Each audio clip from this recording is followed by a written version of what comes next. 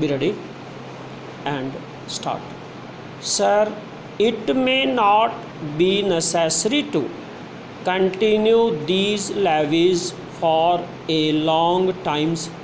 Rather, I am inclined to think that before long it may be possible to give us some give up some of them at least. Stop. I have very valid reasons to think so. Stop. Our public undertakings are coming to their own, and some of our important irrigation and power projects have just been completed. Stop. Some others are nearing completion, and in due course, I think in the very near future, they must yield returns. Stop.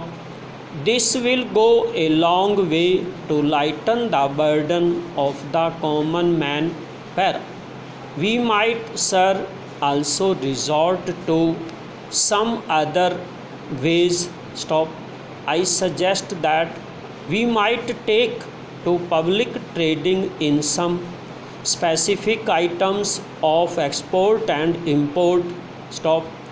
That would also certainly go a long way and help us.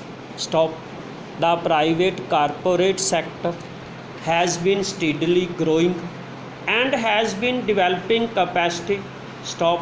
It is sure to benefit from all these present concessions and develop greater capacity. Stop. This sector must come forward to meet new demands for taxation in the future. Stop. I agree that so far as indirect taxation is concerned, it has reached the saturation point, but the corporate sector, growing as it is in strength, in vitality, and in capacity, will not, I am sure, shirk its responsibility to contribute to the common fund. Stop. I wish, sir, the committee which had been appointed to go into where the additional national income had gone had entered upon its labors a bit earlier and had made its findings available to us. Stop. I do not want to state its findings, but I have a feeling that the committee, when it concludes its labors, will come to the conclusion that a major portion of this additional national income has gone into the pockets of a comparatively small number of men, small number of individuals. Stop.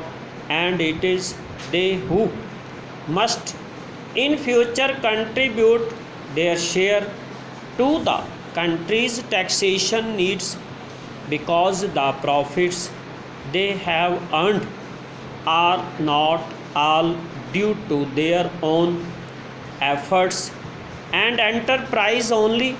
Stop.